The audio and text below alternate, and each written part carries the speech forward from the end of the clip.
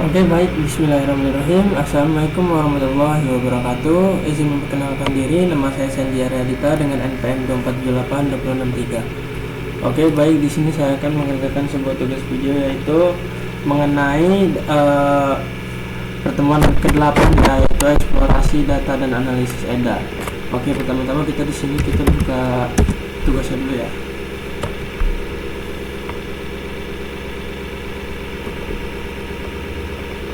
Dan kita buka dulu Google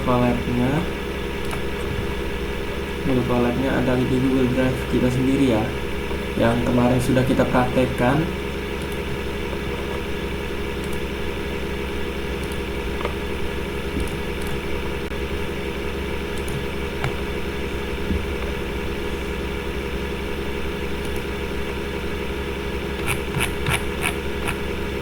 Nah, ini ya, exploratory data analysis EDA. Nah, jadi di sini kita itu ada tugas lapangan juga ya, dan tugas video. Nah, di sini kita buka dulu aja tugasnya. Nah, di sini kita bisa lihat ya, tugasnya itu kita disuruh membuat video hands-on berisi penjelasan hasil eksplorasi dan interpretasi. Nah, contohan videonya jadi setiap mahasiswa wajib menggunakan dataset yang sudah ditentukan. Nah, di sini saya mendapatkan dataset health dan lifestyle dataset seperti itu, yang bagian nomor 5 ini ya. Nah, saya sudah mendapatkan ini, dan kalian bisa mencari link Kaggle dari link datasetnya di sini ya. Nah, ini adalah link datasetnya yang saya ambil, ada di sini ya. Kalian bisa mengunduhnya di bagian sini. Nah, berhubung saya sudah menggunakannya, lalu jadi kita itu disuruh melakukan tahap eksplorasi data analisis EDA, meliputi persiapan dan pemahaman data, lalu pemeriksaan data, missing value, outlier, lalu statistik deskriptif ya. Nah, di sini juga tugasnya itu visualisasi wajib menggunakan Matplotlib atau Seaborn. Pastikan setiap grafik diberi judul, label, sumbu, dan interpretasi singkat. Oke, baik, di sini kita langsung aja buka tugasnya ya. Buka Google Colab saya.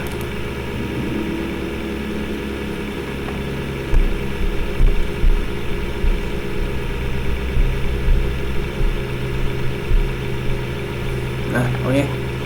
Baik, di sini ada Google Colab saya ya. Nah, jadi di sini kita itu ada gambaran dari kode ya. Kode ada tahap 1, yaitu persiapan dan pemahaman data. Di sini di bagian ini adalah untuk import dari library yang kita butuhkan, yaitu contohnya dari misalnya file dari yang health dan lifestyle dataset kita ya. Lalu di bagian kode ini itu melihat 5 dataset teratas, contohnya ntar saya akan sebutkan ya, hasil-hasilnya juga saya akan jelaskan. Lalu melihat ukuran dataset, jumlah baris dan kolom, menampilkan nama kolom, lalu informasi tipe data dari setiap kolom jumlah 0, lalu menampilkan statistik deskriptif untuk data numerik, lalu melihat data unik untuk kolom kategorial, lalu mengecek apakah ada data yang kosong missing value ya, gitu. Nah, jadi di sini ada yang pertama-tama yang kita lihat itu ada 5 dataset teratas. Kita bisa melihatnya, yaitu ada umur, pekerjaan, durasi tidur, tingkat stres, dan kategori BMI. Nah, jadi di sini dan apakah mengalami gangguan tidur kayak gitu kan. Nah, jadi untuk ukuran datasetnya di sini kita mendapatkan hasil, yaitu jumlah baris 37, lalu jumlah 374, lalu jumlah kolomnya itu 13 ya. Nah, jadi untuk dataset ini kita berisi 374 untuk bagian responden dan 13 variabel. Artinya dataset tidak terlalu besar. Jadi untuk di bagian ini ideal untuk eksplorasi manual dan visualisasi. Kayak gitu sih. Lalu kita itu kan ada di bagian bawahnya ini kan informasi dataset. Kalau informasi dataset itu di bagian nama kolom, df kolom. Nah, di sini kan ada nih kolom ya. Nah, jadi untuk person ID, lalu nih ya, person ID, lalu ada gender, age, dan option. Nah, jadi kalau untuk di bagian discounter ini untuk person ID ini adalah identitas unik dari responden. Kayak misalnya apa ya, ya unik lah ya pokoknya untuk di bagian responden ini. Lalu untuk gender okupasian, lalu BMI kategorial, lalu sleep discounter ya, di sini bisa kita lihat ya. Sleep discounter. Jadi kalau untuk bagian ini tuh ada data numerik ya, kayak gitu. Jadi untuk kayak gini tuh dari hasil yang kita lihat tampilkan itu untuk informasi dataset ini untuk memastikan bahwa tidak ada data kosong dan tipe datanya yang sudah sesuai sebelum analisis lebih lanjut kayak gitu. Nah, setelah itu yang di bagian statistik deskriptif data numerik. Nah, di bagian ini kita tuh kayak statistik deskriptif ya. Jadi untuk hasil itu kita menampilkan dari rata-rata standar deviasi, nilai minimum, maksimum, dan kuartil Q1 sampai Q3 ya. Untuk kolom numerik seperti misalnya nih contohnya itu kayak rata-rata sleep durationnya itu ada di sekitar 6 jam ya kalau kita lihat di sini. Lalu menunjukkan juga mayoritas tidurnya itu lebih singkat ya. Nah, lalu untuk stress level itu bisa dibandingkan dengan quality of sleep. Nah, nanti itu saat analisis hubungan kayak gitu. Lalu nilai ekstrim bisa menjadi kandidat outlier juga ya. Nah, jadi untuk nilai unik pada kolom kategorial ini, nah, nih ini kan ada nilai nih. Tadi kan kita sudah menjelaskan data numerik nih. Sekarang kita menjelaskan data kategorial. Jadi nilai untuk kategorial ini, kayak penjelasan itu dengan ini kita tuh bisa tahu nih beberapa kategori yang ada di setiap kolom teks. Misalnya sleep discounter. Ini kan ada nih bacaan sleep discounter ya, sleep discounter. Nah, jadi untuk di bagian sleep discounter ini misalnya punya 3 kategori. Jadi nanti bisa divisualisasikan pakai P-chart atau bar chart kayak gitu. Nah, jadi untuk di bagian terakhir itu yaitu check missing value. Nah, di bagian check missing value di sini kita menggunakan df initial buka kurung tutup kurung .sum ya. Nah, jadi untuk hasilnya di sini itu semuanya bernilai 0 ya. Nah, artinya tidak ada data yang kosong nih. Jadi tahap pembersihan data nanti hanya fokus ke pencarian outlier, bukan mengisi nilai yang hilang kayak gitu. Nah, jadi sekarang kita akan lanjut ke tahap kedua, yaitu pembersihan data atau missing value dan outlier. Nah, jadi yang pertama-tama di sini saya akan menjelaskan pertama itu adalah jumlah missing value per kolom. Nah, ini kan ada nih jumlah missing value per kolom. Nah, jadi untuk hasil yang kita tunjukkan di sini adalah semua kolom itu bernilai 0 ya, artinya tidak ada data kosong atau nilai yang hilang kayak gitu. Lalu selanjutnya yaitu cek nilai kosong yang tersembunyi. Nah, untuk di nilai kosong yang tersembunyi sini kan ada sebuah grafik atau gambar ya, box plot untuk deteksi outlier. Nah, jadi untuk di bagian box plotnya ini kita itu menampilkan distribusi data untuk semua kolom numerik seperti AG, sleep duration, lalu stress level, daily step, dan lainnya. Jadi titik-titik di luar white cross itu adalah indikasi outlier kayak gitu kan. Lalu untuk di bagian jumlah outlier dari setiap kolom numerik kayak di bagian ini. Nah, itu kita butuhkan untuk analisis statistik yang lebih stabil. Jadi kita itu bisa mengaktifkan bagian df client untuk menghapus data outlier. Namun pada tahap eksplorasi EDA seperti ini biasanya outlier tetap dipertahankan untuk analisis lebih lanjut kayak gitu. Nah, selanjutnya kita akan menjelaskan tahap ketiga yaitu statistik deskriptif. Nah, di bagian ini kita itu menampilkan hasil yang pertama yaitu statistik deskriptif. Nah, di bagian ini main rata-rata, min max, STD standar deviasi, dan kuartil Q1 dan Q3. Untuk kolom numerik seperti yang ada di tampilan ini. Nah, jadi untuk interpretasi singkatnya itu untuk rata-rata usianya ada di bagian usia responden itu berkisaran sekitar 35 sampai 40 tahun ya. Nah, jadi selanjutnya itu rata-rata durasi tidur sekitar 6 jam per hari. Artinya banyak responden tidur kurang dari rekomendasi ideal 7-8 jam. Stress levelnya di sini kita lihat itu memiliki nilai rata-rata menengah, menandakan tingkat stres moderat secara umum, kayak gitu sih. Nah, lalu daily step ya, daily step itu menunjukkan variasi yang cukup besar, menandakan perbedaan tingkat aktivitas fisik yang signifikan antara individu. Lalu di bagian statistik deskriptif data kategorial. Nah, di data kategorial ini hasilnya lumayan panjang ya, sampai sini ya, kalau nggak salah ya. Sebentar teman-teman, kita cek dulu. Oke. Jadi untuk di bagian statistik kategorial value count ini, jadi untuk bagian ini menunjukkan jumlah kategori pada kolom teks seperti gender, lalu gendernya itu seperti laki-laki atau perempuan. Lalu BMI kategori itu underweight, normal, overweight, dan obese. Lalu sleep disorder itu ada non, insomnia, sleep apnea. Nah, untuk interpretasi singkatnya kayak misalnya nih, biasanya untuk kategori non itu biasanya mendominasi pada kolom sleep disorder, menandakan sebagian besar responden tidak memiliki gangguan tidur. Nah, seperti itu. Lalu yang selanjutnya itu ada kategori normal untuk overweight, sering menjadi kelompok terbesar pada BMI kategori. Lalu untuk rasio gendernya di sini itu cenderung seimbang antara male dan female, kayak gitu. Nah, selanjutnya itu kan di sini ada grafik nih, grafiknya itu ada 3 kalau nggak salah ya. Nah, jadi untuk di bagian grafik itu yang pertama, ini kan ada distribusi untuk usia responden. Nah, jadi di bagian gambar ini tuh kayak grafik itu cenderung lebih normal dan mayoritas responden berbeda di rentan usia 25 sampai 40 tahun. Nah, untuk di bagian gambar kedua ini distribusi durasi tidur ya per jam. Nah, jadi untuk distribusi durasi tidur di sini terpusat di sekitar 6 jam. Di sekitar 6 jam ya paling tingginya. Nah, di sini menunjukkan kebiasaan tidur yang lebih singkat lah kayak gitu. Lalu untuk di gambar ketiga itu yaitu distribusi kualitas tidur.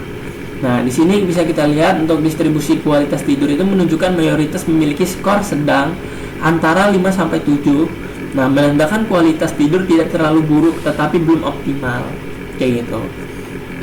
Lalu yang tahap selanjutnya itu tahap keempat ya.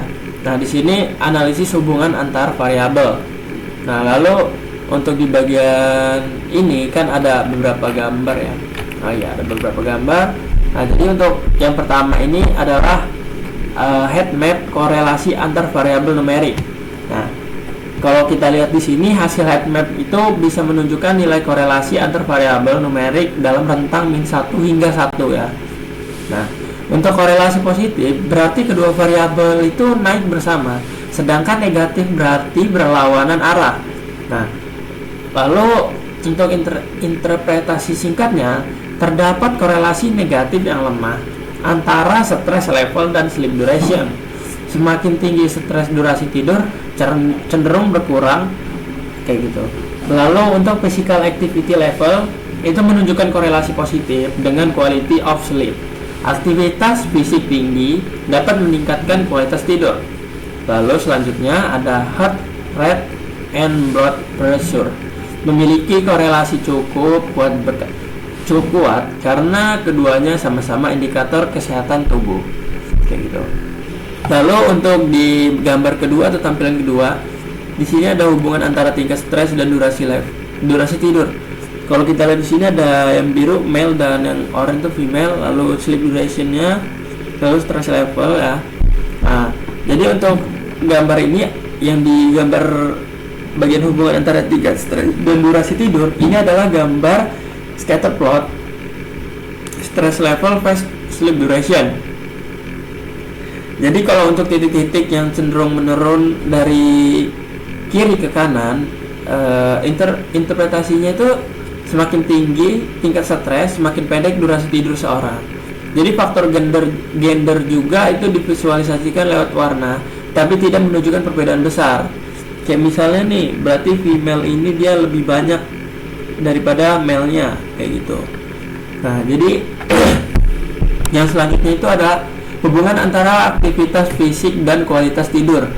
Nah, sama ya, untuk di bagian ini gambarnya itu masih sama yang berjudul scatter plot. Nah, scatter plot ini yaitu kalau di bagian ini itu adalah physical activity level of quality of sleep. Nah, di sini bisa kita lihat untuk warnanya itu dia bertambah ya, ada 4. Normal wake-nya itu warna merah, obese-nya itu warna hijau, normal warna oranye, lalu overweight-nya itu warna biru. Nah, jadi terlihat untuk di tren naiknya itu responden itu dengan aktivitas fisik lebih tinggi cenderung memiliki kualitas tidur lebih baik. Interpretasi aktivitas fisik berpengaruh positif terhadap kualitas tidur. Responden dengan BMI normal biasanya memiliki skor tidur lebih tinggi dibanding obes. Gitu. Lalu untuk di gambar selanjutnya yaitu rata-rata durasi tidur berdasarkan jenis gangguan tidur. Nah, di gambar ini adalah bar plot ya, bar plot. Nah, di sini yaitu berjudul dengan sleep disorder phase sleep duration. Jadi untuk rata-rata durasi tidur paling rendah memiliki oleh responden dengan sleep apnea dan insomnia.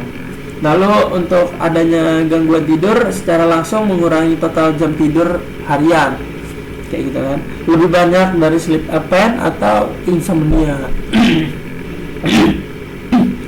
Kalau kita lihat di sini sleep apnea itu lebih tinggi ya daripada insomnia. Nah, selanjutnya itu perbandingan kualitas tidur berdasarkan jenis kelamin. Nah, ini ya di gambar terakhir. Nah, untuk di gambar terakhir ini kita masih sama ya, yaitu pakai menggunakan bar plot. Hanya perbedaan gender phase quality of sleep. Nah, jadi untuk di bagian ini perbedaan untuk rata-rata male dan female itu tidak terlalu signifikan ya. Untuk interpretasinya jenis-jenis kelamin tidak menjadi faktor utama yang mempengaruhi kualitas tidur dalam dataset ini. Kayak gitu. Lalu kalau nggak salah ini data terakhir ya. Nah, data terakhir itu yaitu visualisasi dan interpretasi. Nah, di bagian sini itu kalau nggak salah dia langsung gambar ya. Jadi untuk gambar terakhir itu visualisasinya di bagian ini hubungan antara tingkat stres dan durasi tidur ya, masih mirip-mirip dengan yang tadi, yaitu gender male dan female-nya.